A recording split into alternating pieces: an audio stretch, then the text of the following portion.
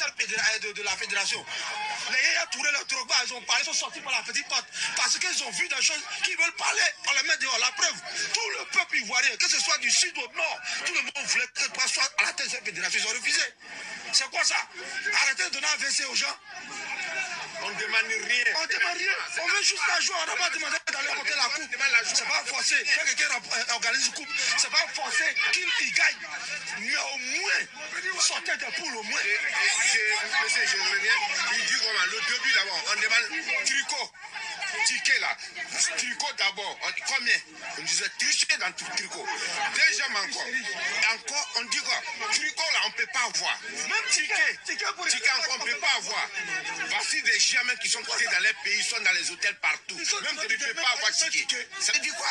On ne demande rien à les Ivoiriens. C'est nous là, nous on ne demande rien.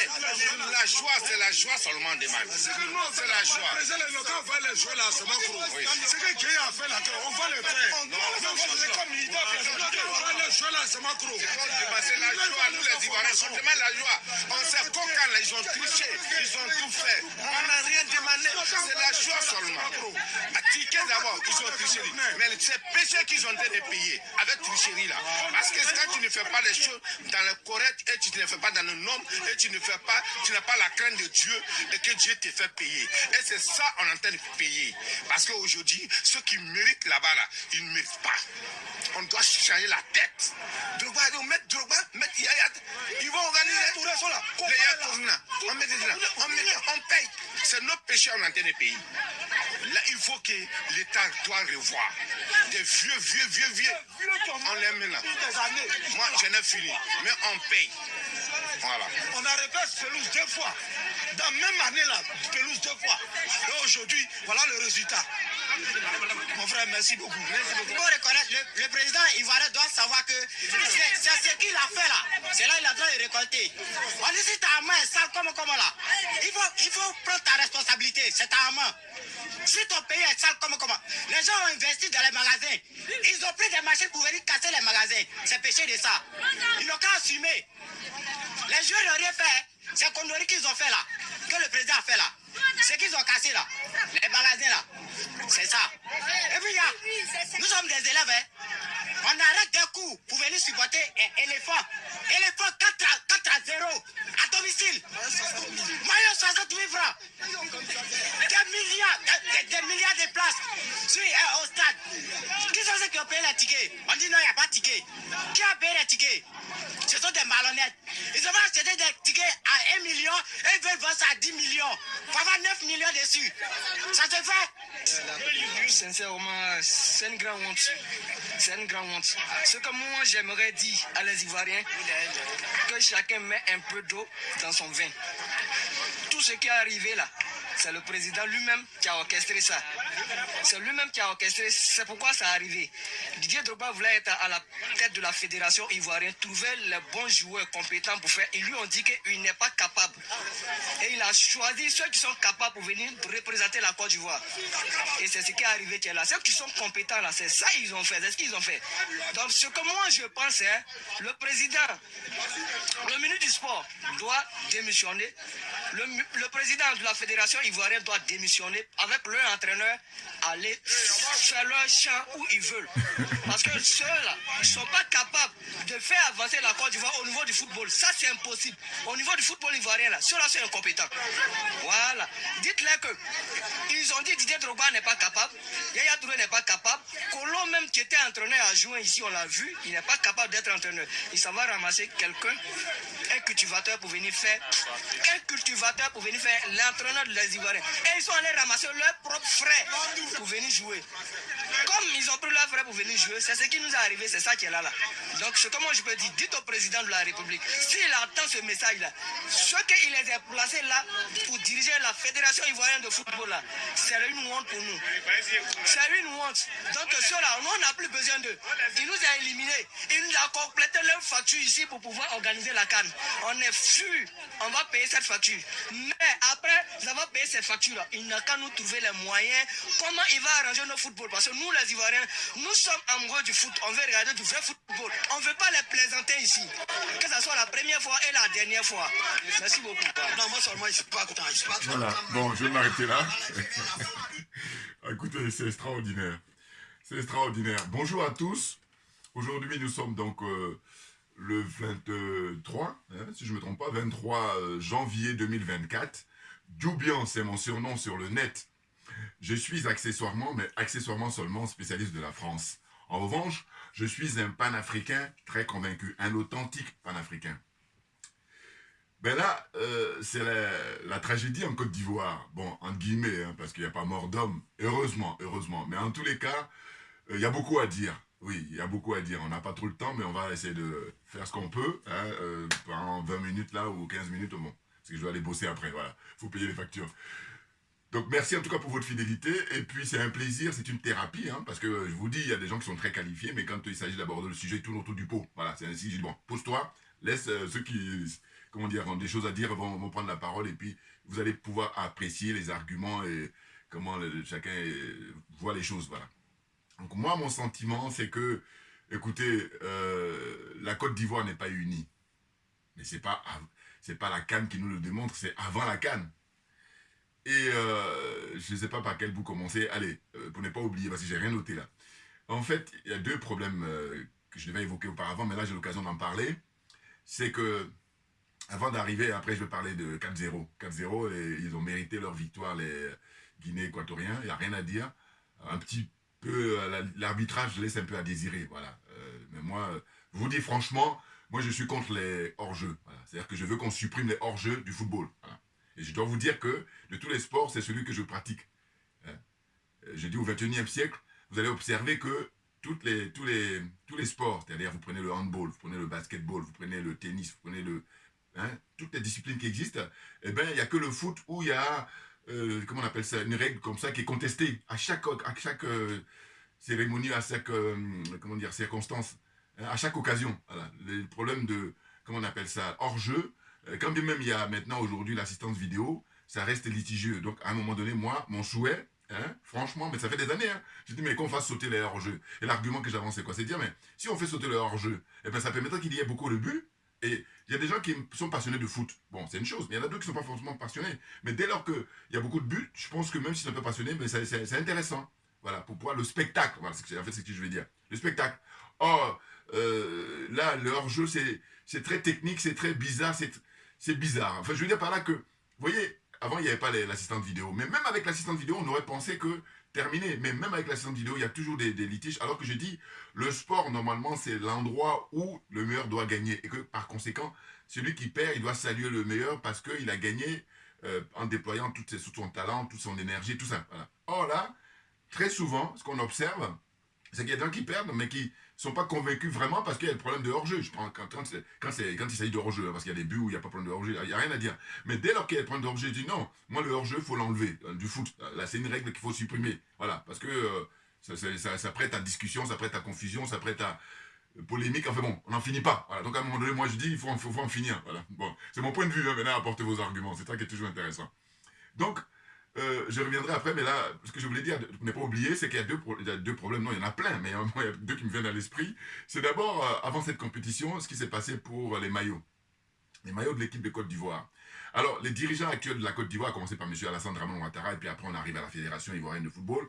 Bon, eh bien, avec le ministre comme intermédiaire, ministre des Sports, ce qui se passe, c'est que ils ont demandé à ce que les gens aient des maillots authentiques. Voilà, et pas des fabrications...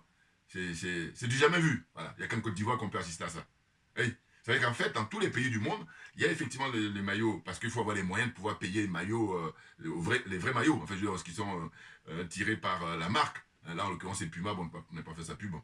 Mais je veux dire par là que, voilà, mais ça, il faut avoir les moyens. Ceux qui ont les moyens, ils payent, bon. Et puis ceux qui n'ont pas les moyens, mais ils se rattrapent par des copies, voilà. Et puis ça a toujours été dans tous les pays du monde, sachant que le football est le sport le plus populaire, voilà. Donc là, la nouveauté en Côte d'Ivoire, c'est que les autorités, ils ont décidé à ce que, voilà, si tu n'as pas de maillot, tu ne rentres pas dans le stade. Mais n'importe quoi. Mais ça, je vous dis, ça a été abordé avant même que la compétition ne démarre. Premier point. Donc, problème de maillot, c'est ridicule. Et le ridicule tue à petit feu, hein. Attention, il y en a qui croient que ça tue pas. Non, non, non, ça tue à petit feu. Et moi, c'est à quoi ça me fait penser, c'est toujours l'histoire d'alcool. Quand on dit un verre, ça va, deux verres, bon, mais en fait, chacun de nous, on est tellement différents par rapport à notre composition, hein, naturelle, et puis ADN, tout ce que vous voulez, voilà, biologique, tout ce que vous voulez.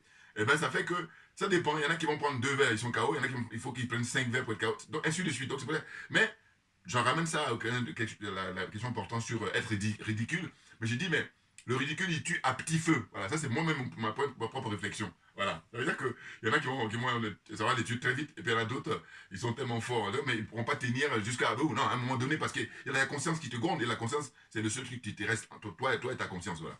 Comprenne qui veut, comprenne qui peut. Bon, on avance. Donc, ça, c'est le premier point, c'est la question du maillot. Deuxième point, c'est la question des billets, la billetterie. Quand je vois la question de la billetterie, c'est ce que ça m'inspire. Je me dis, mais attendez, la Côte d'Ivoire n'est pas c'est pas le premier pays à organiser une compétition importante, internationale. Non. Et puis même, c'est la deuxième fois que la Côte d'Ivoire organise la Coupe d'Afrique, puisque la première fois, c'était en 1984, hein, au XXe siècle, avec le président Houphouët-Boigny. Bon. Mais là, normalement, on devrait encore faire mieux. Normalement. Là, ben, c'est n'importe quoi. Mais parce qu'ils font un usage caricatural de leur connaissance, de leur savoir. On est dans un cas pratique là, non mais je veux dire, quelque chose qu'on a l'habitude de faire, mais on prend ce qui a bien marché, puis on l'applique, et puis il n'y a rien à signaler. Oh là, la question de la billetterie, mais c'est la question de la corruption, mais qui arrive à un niveau, à tel point que il y a des gens qui ont fait le déplacement, hein, des différents supporters là, des différents pays, ils se retrouvent en Côte d'Ivoire parce que arrivé là-bas, il faut acheter les billets, et bien il n'y a pas de billets. Donc les stades sont vides, pratiquement vides, mais c'est grave, hein, parce que les gens, ce qui leur reste maintenant, quand on a tout pris, il reste le rêve, mais même le rêve, on veut même plus que les gens rêvent. Ou alors, le rêve doit être réservé qu'à des gens qui ont les moyens. Mais ça rime à quoi? Je fais participer à la réflexion, là, hein, puis là, le niveau est très élevé, hein, donc quand on prend le niveau, on s'assoit, on prend des notes, voilà, je demanderais toujours les gens qui veulent faire le nivellement par le bas, là, voilà, donc, hein, dans quelle zone? On est dans la zone des aliénés, hein, la zone des complexés, la zone des corrompus, voilà. Et puis j'ajoute la zone des jaloux et des sorciers. Mais on peut s'en sortir, c'est une question de volonté politique, hein, volonté personnelle et volonté collective. Une fois que ces 3 critères-là sont réunis, on est les numéros 1 au monde, voilà. Comprenne qui veut, comprenne qui peut, là encore. Donc vous voyez, en fait, la billetterie, hein, il y a des pontes du pouvoir, hein, des gens qui ont des postes importants, ministres, tout ce que vous voulez, maires, tout ça, et ils ont récupéré un maximum de billets pour, d'une part, donner ça à leurs votants, à ceux qui ont voté pour eux, voilà, et puis d'autre part, c'est à la revente, là c'est encore pire, voilà. N'importe quoi. Alors que moi, je dis, on est au XXIe siècle, ce qu'il faudrait, sachant que le football est un sport roi, hein, une manifestation comme ça, qui est très importante, qui fait rêver beaucoup de gens, des millions de gens, eh bien, ceux qui sont les fans, c'est-à-dire qui sont adhérents dans des clubs de foot, hein, des associations, tout ça, il faut leur donner des billets gratuits pour remplir le stade, tout simplement. Et faire ça, mais c'est pas grand-chose, parce que les sponsors, ils donnent beaucoup, beaucoup d'argent. Donc, simplement, on arrive à un stade où ces gens-là, la cupidité, il faut trouver un mot encore plus fort que la cupidité, parce que ça dépasse les bornes. Les bornes, hein, c'est incroyable. Moi, j'ai mon bon sens qui m'aide beaucoup dans cette situation dans laquelle j'observe. C'est à quoi ça me fait penser. Hein? Les stades sont vides. Alors que beaucoup de gens, beaucoup d'enfants, beaucoup de jeunes qui adorent le foot, ben ça, il faut leur offrir ça. Ça arrive tous les 40 ans. Parce qu'en fait, la dernière fois, c'était en 1984. Vous vous rendez compte? Puisque la Coupe d'Afrique est organisée tous les 2 ans, mais hein, le tirage au sort est fait de manière à ce que chaque pays a tout de rôle. Voilà. Donc, il y a une génération comme ça qui pourra en profiter, parce que la prochaine fois que la Côte d'Ivoire organise la Coupe d'Afrique, alors peut-être pas parce que c'est aléatoire, mais en tous les cas, ça ne sera pas dans 10 ans, hein, ça c'est sûr, parce qu'il y a d'autres pays qui attendent, chacun à son tour. Vous voyez? N'importe quoi, donc c'est minimum là, il ne faut pas assurer. J'ai dit, bon, il y a des choses qu'on ne peut pas faire, donc on va apprendre. Mais il y a des choses qui existent déjà, qu'on peut faire, c'est un manque, le manque de volonté, c'est flagrant. Vous voyez? Ah, c'est dingue. Et donc là, aussi, ce que je vais signaler, c'est que je dis, bon, nous qui nous définissons comme étant des panafricains, là, ils nous donnent raison. Pourquoi? Parce qu'on voit aussi des spectacles où, justement, cette côté-là de dire que moi, je suis Camerounais, moi, je suis Ivoirien. Donc, il y a une rivalité comme ça, stérile entre les Ivoiriens et les Camerounais. Bon, si ça reste simplement sur de la plaisanterie, c'est parfait. Mais ça va loin, parce qu'on a vu que quand l'équipe de Cameroun a perdu, eh bien, il y a les Ivoiriens qui dansaient. Et vice-versa. Oh là là, mais c'est... Enfin bon, puis, attendez, ça, c'est pas... Danser, c'est pas... Mais c'est que j'ai vu aussi des images où il y a des supporters ivoiriens qui sont allés carrément dans le fan zone des Camerounais pour faire une chasse aux sorcières, ou c'est-à-dire pour les poursuivre physiquement. Mais ça veut dire quoi? Donc, quand je dis nous donne raison, c'est que quand on est panafricain, eh ben, tous les pays d'Afrique, du nord au sud, de l'est à l'ouest, au centre, tu es chez toi. Et donc quand tu es chez toi, tu ne vas pas aller pleurer parce que... Non, c'est l'Afrique qui gagne. Vous comprenez? Alors moi, dans cette compétition-là, moi, comme je suis très politique, naturellement, parce que je dis, qu'on le veuille ou non, c'est la politique qui régit la vie au quotidien. Voilà. Voilà. Donc c'est à partir de là que je dis, mais si tu t'occupes pas de la politique, c'est très connu dans cette phrase-là. La politique, elle s'occupe de toi. Mais moi, j'ai décidé de m'occuper de la politique. Voilà. Donc comme ça, il y a un certain équilibre. Moi, je suis partisan, un militant de l'équilibre. Quand il n'y a pas d'équilibre, c'est là où il y a un problème. Donc, ce que je voulais dire, c'est que moi, mes deux équipes, hein, je soutiens d'abord le Mali, hein, et ensuite le Burkina Faso. Bon, pour l'instant, ça va. Les deux équipes, je supporte. Et je vous ai déjà expliqué dans ma vidéo précédente, mon souhait, ça soit qu'on retrouve au mieux, une finale entre le Mali et, comment dire ça, le Burkina Faso. Hein, au mieux. Maintenant, c'est une question de poule. Ça se trouve, ils vont se rencontrer avant d'arriver en finale. Bon, si tel est le cas, bon, mais c'est le tirage au sort qu'il a voulu, on va admettre ça. Mais sinon, si c'est possible, mais c'est très génial. Je veux dire, allez-y dans tous les sens que vous voulez. Ça aura de la gueule que ce soit le Mali, le Burkina Faso, ou alors, à défaut, mais qu'il y ait au moins un de ces deux pays qui soit en finale. Voilà. Et puis quand il arrive en finale, qu'il gagne la coupe. Oh, voilà. Bon, voilà. Tout ça, on peut rêver, c'est parce que le rêve est permis, et puis c'est gratuit, donc faut pas se gêner. Voilà. Et puis on verra bien. Maintenant, pour revenir au 4-0 infligé par le Guinée équatoriale. Écoutez, c'est incroyable, parce que au fond, la Côte d'Ivoire était dans une poule qui était à sa portée. Pourquoi? La poule A, c'est la Côte d'Ivoire, le Nigeria, les deux Guinées, Guinée équatoriale et Guinée-Bissau. Bon. Premier match, la Côte d'Ivoire gagne 2-0 face à Guinée-Bissau. D'ailleurs, Bissau, c'est le pays le plus faible de cette poule-là. Bon. Mais, les Ivoiriens, il faut dire que la constitution de l'équipe, bon, il y a beaucoup de journalistes spécialistes, hein, spécialisés, hein, même des gens qui ne sont pas journalistes, mais qui sont spécialisés, qui dénonçaient le choix de l'entraîneur français. Hein, voilà. Mais moi, en tant que panafricain, je dis le respect pour le Sénégal. Voilà. Même si je critique Macky Sall en permanence, mais c'est même pas grâce à Macky Sall, c'est dû à mon avis, hein, je donne encore mon avis toujours. Mon sentiment, c'est que je crois que, quand je parle de conscience politique, mais c'est parce qu'il y a une conscience politique qui est très importante, c'est pour ça qu'ils ne font pas n'importe quoi. Voilà. C'est ça que ça m'inspire. Mais oui. C'est-à-dire qu'au fond, au Sénégal, vous allez voir que les années qui viennent de passer, mais le football sénégalais se porte très bien à tous les niveaux. Les juniors, les seniors, tout ce que vous voulez, les cadets, tout. Quand ils vont dans des compétitions internationales, eh bien, ils gagnent. Voilà, plein de trophées là. Vraiment. Hein, donc, ça veut dire que chacun fait ce qu'il a à faire. Ok, le problème, c'est que je les reproche souvent, mais il y a des gens, ils sont dans des postes où ils ne méritent pas, parce qu'ils sont incompétents. Et on les garde quand même. Donc après, il ne faut pas s'étonner de la suite des événements, c'est-à-dire le désastre. C'est clair. Vous voyez? Donc, là, le sélectionneur sénégalais, c'est un ancien footballeur sénégalais. Hein, voilà, bon, et puis Dieu merci, il va très bien, parce qu'il a eu un petit malaise là, la semaine dernière. Bon, là, ils disent il a repris la forme, donc c'est parfait. Voilà. Mais, je dis, voilà, hein, un exemple.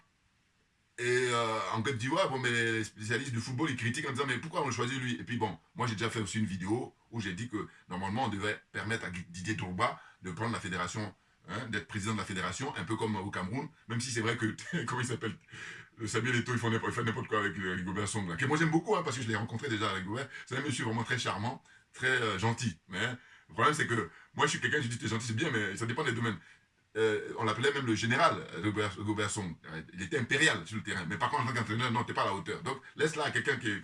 Mais Eto'o, comme c'est son pote, bon, voilà, ils se font maintenant... À un moment donné, là aussi, ils vont régler leur compte avec les Camerounais, bon. Donc, ce que je veux dire par là, c'est que, voilà, moi, je suis pour que la compétence prime et non pas l'amitié. Hein, parce que si tu es ami et puis tu es compétent, il n'y a rien à dire. Mais si tu es ami et puis tu es pas compétent, non, mets-toi de côté. Celui qui est compétent sur le main, si on gagne, on est tous gagnants, voilà. Mais il faut avoir cette mentalité-là. Or que beaucoup de gens n'ont pas. Bon, enfin, bon, bref, c'est dommage. Donc, pour revenir à la Côte d'Ivoire, c'est de dire quoi? C'est-à-dire que, écoutez, ils gagnent donc le premier match, et puis le second, ils sont battus par le Nigeria. Bon. Un match disputé. Bon. Mais ce que je veux dire, c'est que le dernier match contre la Guinée équatoriale, si on avait vu que les joueurs s'étaient battus, parce que ce qu'on dénonce, c'est qu'ils ne se sont pas battus. Voilà, ils n'ont pas livré bataille. Voilà. Et à tel point qu'ils se sont fait plaisir, la Guinée équatoriale. Même si c'est vrai que la Guinée équatoriale, aujourd'hui, ils sont très très bons. Hein, ils ont fait une bonne Coupe d'Afrique précédemment au Cameroun. Hein, et pareil pour le Cap-Vert. Et moi, j'ai pense que mon souhait, hein, ça porte sur le Mali. Et voilà, je vous dis, moi j'aime bien faire mes classements. Je souhaite que ce soit le Mali qui gagne ou le Burkina Faso. Maintenant, quand j'enlève les deux pays là, panafricains qui sont en tête de liste pour nous libérer de l'impérialisme, du colonialisme et de la France-Afrique, j'aimerais bien que ce soit un petit pays qui gagne la Coupe d'Afrique là. Si, à défaut, si ce n'est pas le Mali ou le Burkina Faso, mais que ce soit un tout petit pays, c'est-à-dire un pays qu'on n'attend pas qui gagne la Coupe. Parce que moi je trouve que c'est plus intéressant plutôt que ce soit toujours les mêmes. Voilà. Et puis il y en a qui n'ont pas compris qu'on a changé d'époque. Et puis heureusement, parce que vous voyez, c'est une question d'époque. L'Égypte, par exemple, l'Égypte, eh bien, ceux qui sont les plus titrés pour la Coupe d'Afrique. Voilà, ils ont moins 7, je crois qu'ils ont 7 Coupes d'Afrique. Bon.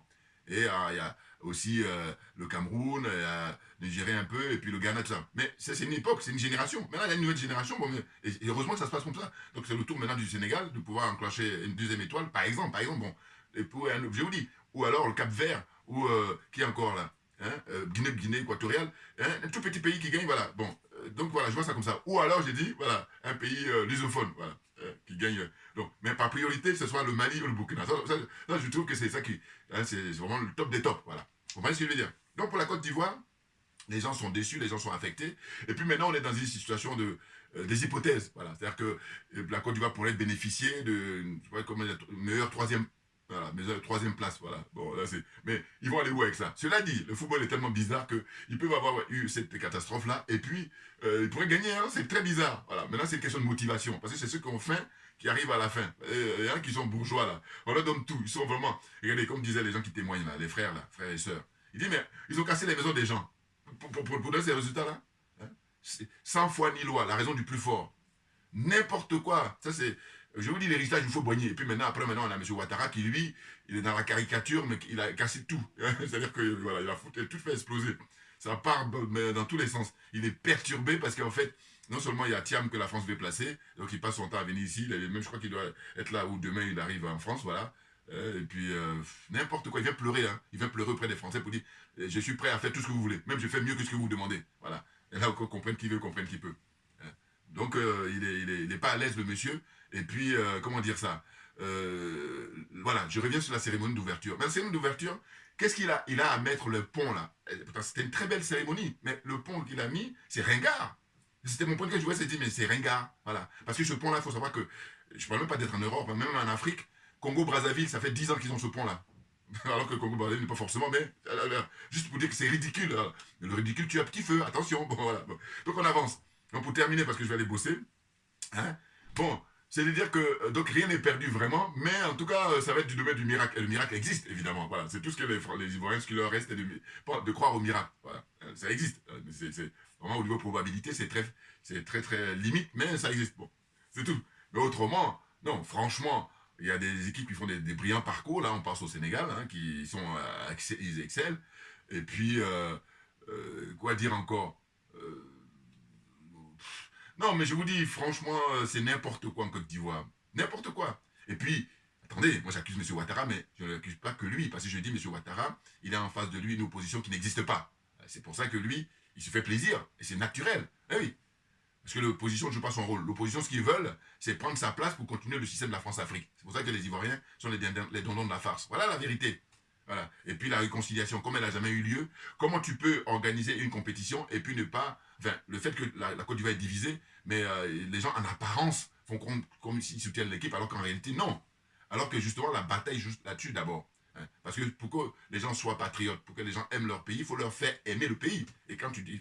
Dire faire aimer, ça c'est théorique, mais dans la pratique, ça donne quoi? C'est pas casser la maison des gens et qu'ils ne soient pas indemnisés. Parce qu'à la limite, on peut casser, parce que l'État a un droit pour pouvoir faire sa politique, mais en échange, les gens, tu leur donnes de l'argent en contrepartie. Hein. Tu mesures ce qu'ils ont perdu. Et puis, voilà, quand on dit un pays est développé, c'est ça aussi. Et quand eux ils disent développer, c'est juste construire des ponts là, qui ne durent pas longtemps ou des routes qui se cassent. N'importe quoi. Ils font usage caricatural de leur connaissance, de leur savoir. Je sais pas, moi je tourne dans tous les sens. Je réfléchis beaucoup sur l'attitude des gens, c'est incroyable. Voilà, donc je vais m'arrêter là, et puis je reviendrai sur l'intervention du ministre d'État du Mali, qui est intervenu là-bas dans le sommet pour les pays non alignés. Et c'est très intéressant, parce qu'il est monté encore au créneau, comme ce qu'il a pu faire il y a 2 ans, quand il est passé à la tribune de l'ONU. Voilà, Abdoulaye Maïga. Voilà. Excellente journée à vous tous, et puis à très bientôt. On ne lâche rien, comme j'ai pour l'habitude de dire, mais parce que c'est nous qui avons raison, tout simplement. Merci bien.